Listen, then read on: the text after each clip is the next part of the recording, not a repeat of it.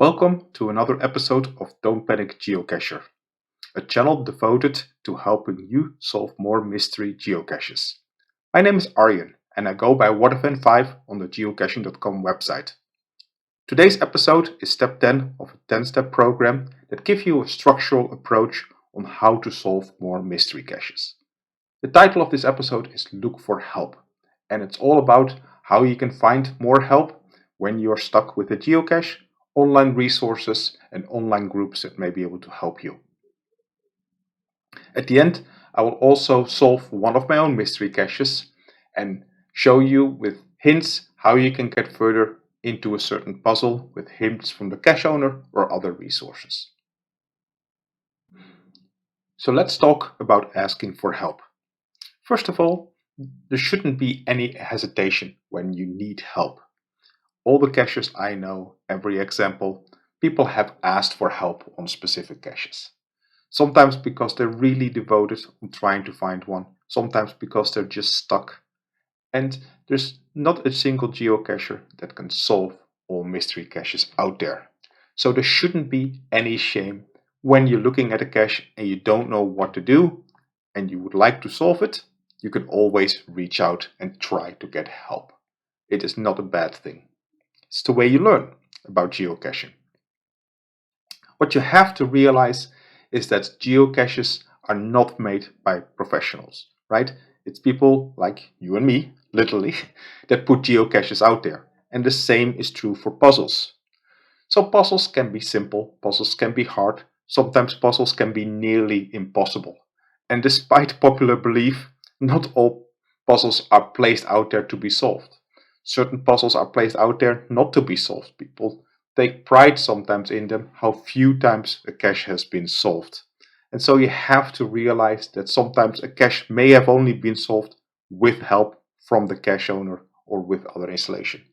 And so taking that into account, it certainly doesn't hurt to reach out to the cache owner and see if he or she is willing to help you. And this is quite common. I mean, as a mystery cache owner myself, and some of them quite difficult, get asked for help all the time. And I'm more than happy to help somebody. Certainly, if the cache has been found a few times, more than willing to help you learn how to solve a specific geocache of mine. I do recommend to always contact the cache owner first. Cache owner may have specific ideas of how they would like to help you and may also know best how it was intended to be solved. What clues were out there that may have been able to help you.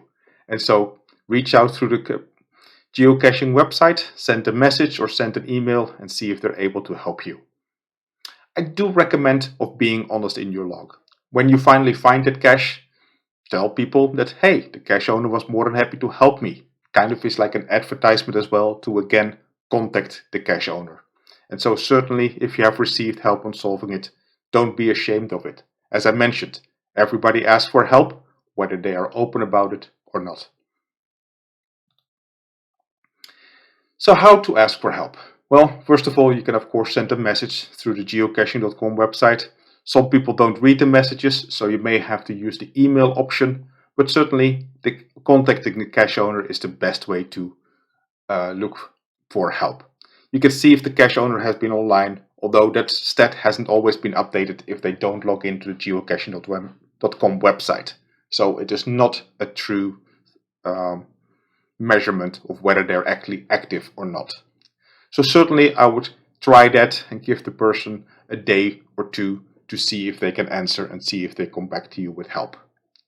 Important is that you state what type of help you're looking for. What have you tried? Where are you stuck? Maybe include some of your notes of what you have already achieved, because this will help the cache owner better help you in maybe the next step of the puzzle or give you the help that you need. If you're stuck in the beginning, they could tell you that, but if you're not stuck in the beginning, they may give you the wrong hint and it will just delay you and waste everybody's time. So I do recommend telling people where you are in the puzzle, what you have done, what you haven't tried, so that you can get the best help needed. If you just want the coordinates, which in certain cases you may not be interested in solving the puzzle, depends on the cache owner. In my case, if the cache has been found enough, often more than happy to just give somebody The coordinates, of course, prefer to not share them with others because everybody can ask me for the coordinates in that case. Give them the same privilege, right? So certainly fine with me. It's not my stats. Do, again, as I mentioned before, do mention in log, even if you got the coordinates from somebody else. Just say like, hey, this person solved it and went along with it, or whatever the situation is, right? Just be open and honest about it. There is no shame. Similar like that, not everybody may climb the tree when you go out with a group. It isn't expected that everybody in a group has solved a puzzle when you go find it as a group. So just be open and honest about it. It's the most straightforward approach, keeps everybody clear of what's going on. Now, as I mentioned, talking to the cache owner, of course, is fine. But many local areas, cities, or regions have started local puzzle groups. And that could be just a few people, right? For the simple reason that two people know more than one person, three know more than two. And so even if you have like a group of just a small group, like 4 people, I think is a very reasonable approach. You can work on puzzles together. For a lot of puzzles, that is encouraged, where it says teamwork is encouraged to solve it, because it will just help your creative mind in coming up with solutions. Sometimes you're just stuck on a certain approach. Maybe you've missed a specific clue, or maybe your background just allowed you to interpret a clue in a different way than was intended by the cache owner. So I highly encourage to join a local puzzle group. If it's out there, work with some other people.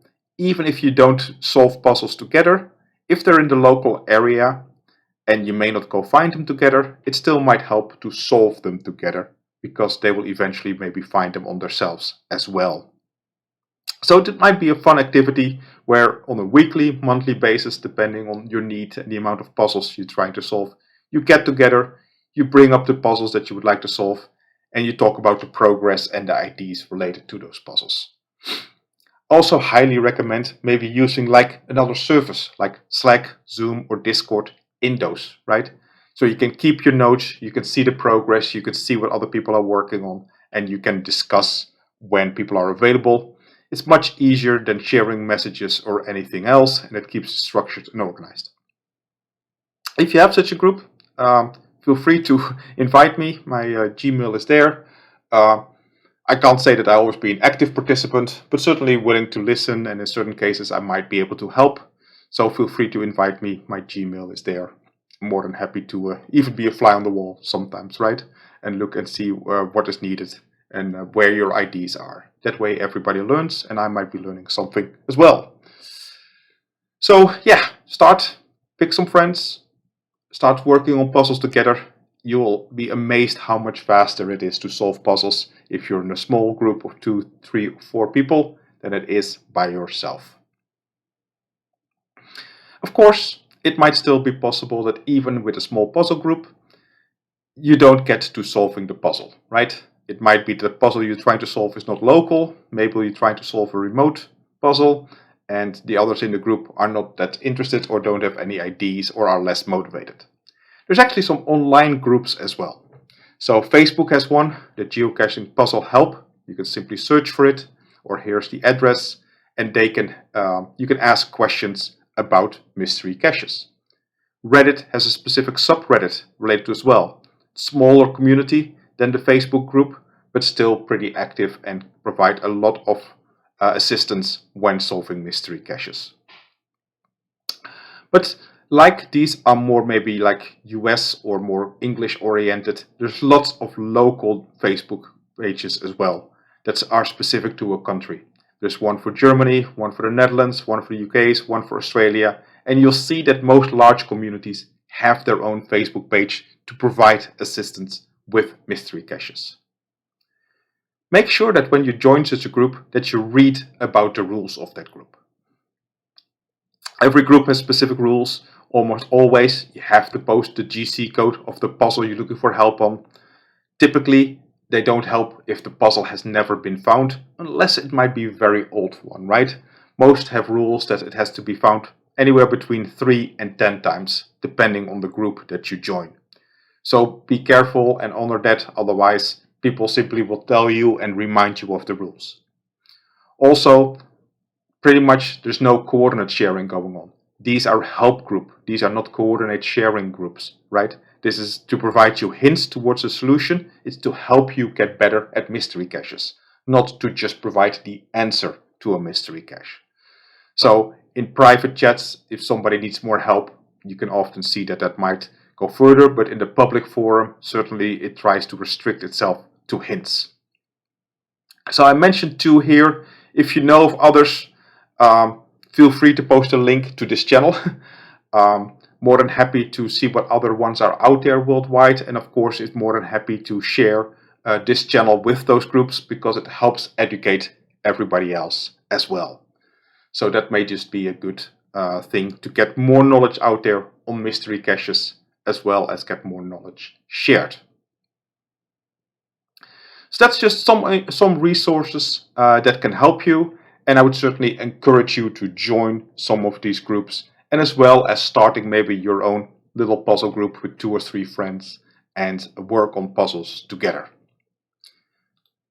Now what I will do is look at one of my own puzzles and provide some hints. So I will not necessarily give the solution right away. I'll provide hints to the solution and then work out those hints and how they help you further with the puzzle. So let's take a look at that puzzle.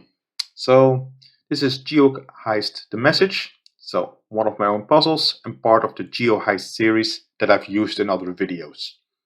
It's 4.5 difficulty, so certainly no shame to ask for help if you need it, right? If you like the challenge, solve it all by your own, but if you get stuck, feel free to reach out. Just the usual things, not a field puzzle, so it's all solved from home. And at the end, when we look at the checker, we actually see 2 checkers. There's a reason for that. The first one will say that we get a keyword required, and so we're looking for a keyword, not a coordinate. Once we get a coordinate, we can enter that in the solution checker, and so to verify that the coordinate is indeed what we're looking for. So other than that, we look at the page, not at the posted coordinates, so we already know that it is part of the related puzzles. This can be solved individually, but another GC will send you an important message. I will get to that later in the video, but opening this one, just really quick. This is another one that I mentioned in a previous video. This is the contact info, and this is the one where you get an email address by decoding this QR code. This QR code will give you an email address. Well, this email address you need to solve this puzzle. Note that the same QR code is also attached to this puzzle. So you could technically solve it without going to the other cache page. You can solve it individually as well. So that's what it tells you here. It can be solved individually, but solving the other one will help you because it gives you that email address that you will need later on. This is a generic piece, talks about the other ones in the series, and so right now we're here. And then we have the grand finale left, right? So what is this? So this is really a puzzle that uses 3 images. So the first image is this postcard that was found in the briefcase. The second one is 2 keys as are used in hotels. There's a couple of arrows on it. They're labeled 1 and 2, and they have dots in there in different places, right? They're different keys. And then finally some weird ruler that has the alphabet on it, and then 1 to 20 to 30 on there, and it says Keymaker 2000. So that's the information that we have to solve it. Yeah, probably multiple steps involved, given that it's 4.5 difficulty. And so now let's see how, with some hints, in this case for me, we can go about and solving this puzzle. So this puzzle has multiple parts, and so therefore the hints apply to a specific part of the puzzle. So we'll just start with the first picture, and that would be what the first hint is about. So people that have contacted me on this one, this is the first hint that I would give them, and that is find out who are these 2 cartoon characters that are out there. Obviously it says Sonic the Hedgehog right there. It is not Sonic the Hedgehog, but who are they? And that is the first part that you need, because once you know who they are, combined, they tell you something useful. And in addition, you may want to use Google image search to help you find who they are. And that will be a common mechanism to use, as I've used in other of the videos, right? So that will be the first hint to tell people, find out what are these two cartoon characters telling you. Okay, so we received this hint, right, on what to do with this image. It says, find out who these two characters are, and it will give us some important information. So most likely a clue towards the rest of the puzzle or something we need for the rest of the puzzle. So Google image search, I like to use Google Lens, but of course I mentioned in other videos some other techniques and other tools you can use, like TinEye or just Google image search itself. But I use Chrome, so I have access to the search image using Google Lens. And that will just allow me to select an area of the image, and it will then find that image on Google itself. So it's kind of like a refined Google image search. If I select the whole puzzle or the whole image, it will search that, and we can actually find the frames that I use to make the cache page. That's not what we're looking for here. We're looking to see who is this character, right? So I zoom in to the specific character, and now the image search will just focus on that part of it. And I get Cheese the Chow. Okay, or Chow, not sure. Chow. Anyway, CHAO. So that's the first person's part. And let's see the next one. Who is this? His name apparently is Bill Cipher, right? Get multiple confirmations that his name is Bill Cipher. So we have Joe the Cheese and Bill Cipher. So if I don't know what to do with it, I could type it in Google, right? Use the two keywords from that, and I immediately find that there is a cipher called Joe Cipher and the Joe Cipher cipher, and that the Decode website, one that I've used in many other videos, has a decoder for it. That's great, so let's take a look and see what it needs. Well, it requires some text. It requires two keys with the full alphabet, a left disk and a right disk, and we can actually enter entire sentences there, and it will just take the unique letters from that, and that will decrypt it. So we need a ciphertext and two keys. Now, if you remember from the cache page, it listed two keys, hotel keys, but that looks promising, right? We also have that email address from which we can get a message. So overall, this looks pretty good that we're getting towards, and so now we know the cipher that needs to be used. So all in all, very useful information. With the first hint, we may already have enough to get us started and know what to do next. Get our keys. The second hint would be related to the ruler. So you see here the ruler, which has an alphabet on it and the numbers 1 to 26. It also has a specific name, Keymaker 2000, but it might be that you're stuck on this part in the puzzle. And so my next hint on this would be to the following. The ruler, as stated, helps make the key maker, right? I displayed it horizontally to save space. Try using it vertically. So if you already knew this or expected this, for example, the word up is mentioned here, then this hint would be useless to you. Hence, it would be good to always mention to the cache owner where you are with the puzzle, right?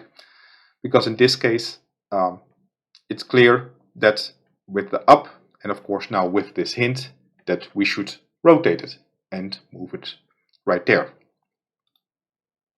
So now we have this ruler rotated and we have these two keys, right?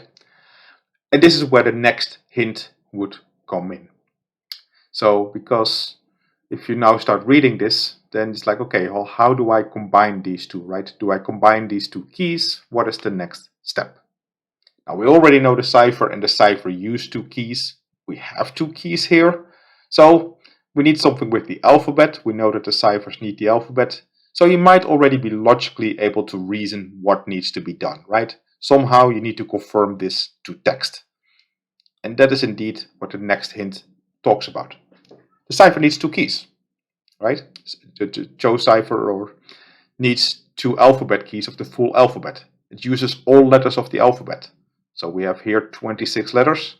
That is what we need. So somehow 26 letters need to be used. It says align the key maker first with the right key. Okay. To get a familiar text. Well, that's what we're hoping for, right? We need a text. Do the same with the left key. So we have to align it so that it nicely fits with the key itself. And somehow it needs to cover 26 letters. The logical approach is to make those gaps here appear, right? You see those, there are different locations. Most likely there are different texts, right? We need two keys, two pieces of text. So here is how I would do some resizing. I have it now better, but still not very clear. But we do see that every line almost seems to correspond with one or more holes, right? The E actually has multiple, the O has multiple, and that actually aligns well with what we expect in English, that vowels are somehow used more. But the text doesn't read A, B, C, D, E 3 times. I don't see words in this at the moment, and so may you as the solver not see words either. So that's where the next hint comes in. It says read from the top to bottom, left to right. Align the ruler and make a grid will make it easier to read. So the arrow was already pointing down and from the left, kind of like starting that I have to start reading here. So let's do that. Top down, we get the letter T. Okay, then we go to the next line. Get the letter H, TH. Oh, go to the next line. We get an E, THE, the. And then Q, U. Oh, that looks good. So the Q, U. As I said, making a grid will make it look easier. So let's use a grid. Put that on top of it. Nicely align it. And we now see that we get there. We had the Q, U. Next line, I, C, K. The quick. Let's go to the next one. B, R, O, W, N. The quick brown. And some of you may now already recognize what's going on here, right? So this will form the sentence, the quick brown fox jumped over the lazy dog. And so we can see it here at the end, D, O, G. So this is a well-known sentence that has all the letters in the alphabet. That's great. We need a key with all the letters. Suddenly we found a way to translate this key together with the ruler and simply with the instruction of how we need to read it. And now we have a sentence, the quick brown fox jumps over the lazy dog. And we can do the same thing with the other key, same approach. We get of course a slightly different text, and I will leave that to you to do that yourself, but you will get another so-called pangram, a sentence with all letters in it. This will now get you two keys. So we have a cipher, two keys. Okay, are we missing something?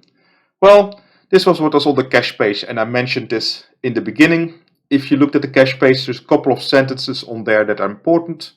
We have the cipher, we have the two keys, the message, that is sending an email to the contact person.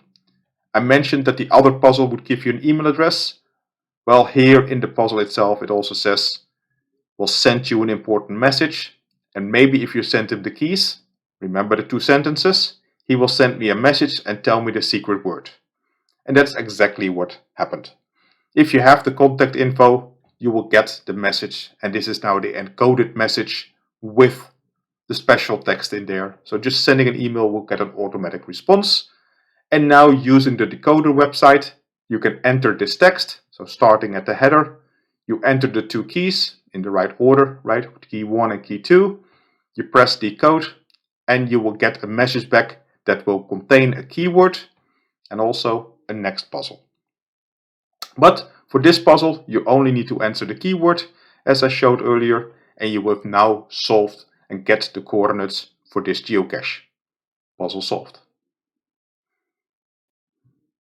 So that's the end of this video of Don't Panic Geocacher. Hope you enjoyed it. Hope you will start your own puzzle group if you don't have one. Hope you will join some puzzle groups if you're not a member of any already, and get some information and get some help where you need it. Appreciate if you subscribe. Also give it a thumbs up if you like the video. That way more people will find it. And of course, as I mentioned, feel free to share the link to this channel in your local puzzle group to make other people aware of this channel, so more people can be educated and given assistance on how to solve mystery geocaches. With that, at the end, hopefully this was helpful and make you panic a little bit less when seeing a mystery cache. Thank you.